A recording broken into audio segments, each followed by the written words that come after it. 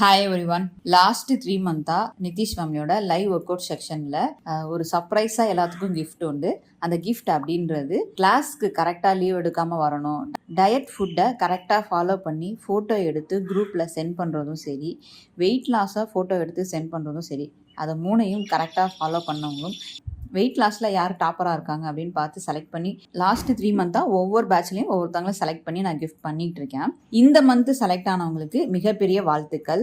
இந்த மந்த் எனக்கே கொஞ்சம் டஃப் காம்படிஷனாக இருந்தது. ஏன்னா எல்லாருமே பேட்சில் கரெக்டாக வந்ததும் சரி, டயட்டை கரெக்டாக அனுப்பதும் சரி, மில்லிகிராமில் தாங்க டிஃப்ரென்ஸ் இருந்தது. 100 மில்லிகிராம் 200 மில்லிகிராமில் டிஃப்ரென்ஸ். அப்படி இருந்துமே ஃபர்ஸ்ட் பேட்சில் 2 பேர் செலக்ட் பண்ணியிருக்காங்க. மார்னிங் M1 பேட்சில் எபோ 6 கிலோ வந்து வெயிட் லாஸ் பண்ணியிருக்காங்க 1 மந்த்தில். கரெக்டாக சொல்லணும் அப்படின்னா 4 வீக்கில் வந்து அவங்க வந்து 6 கேஜி அப்படின்றது வெயிட் லாஸ் பண்ணி கொடுத்துருக்காங்க. எல்லாருமே 5 கேஜி 4 கேஜி அந்த மாதிரி ரேஞ்சில் வெயிட் லாஸ் பண்ணியிருக்காங்க. ஸோ இவங்க மட்டும்தான் வின்னரான்னு கேட்டால் என்னையை பொறுத்த வரைக்கும் எல்லாருமே வின்னர் தாங்க. லேடிஸ் வந்து அதுவும் ஒரு வீட்டு வேலைக்கு போகிறவங்க எல்லா ஸ்ட்ரகிளையும் தாண்டி அவங்களுக்குன்னு ஒரு டயட் ஃபுட்டை எடுத்து ஹெல்த்தி ஃபுட்டை எடுத்து வெயிட் லாஸ் பண்ணி ஒரு சக்ஸஸ் கொண்டு வந்து காமிச்சிருக்க. வெயிட் லாஸ் 1 கிலோ தான் பண்ணியிருக்கேன், 2 கிலோ தான் பண்ணியிருக்கேன் அப்படின்னு சொல்லவே சொல்லாதீங்க. அது உங்களுக்கு மிகப்பெரிய ஒரு அச்சீவ்மெண்ட். இன்னொன்று ஹெல்த் இஷ்யூஸ்லாம் சரி பண்ணி வெயிட் லாஸ் பண்ணி ஒரு உமனாக நான் கண்டிப்பாக கங்க்ராட்ஸ் பண்ணுறேன்.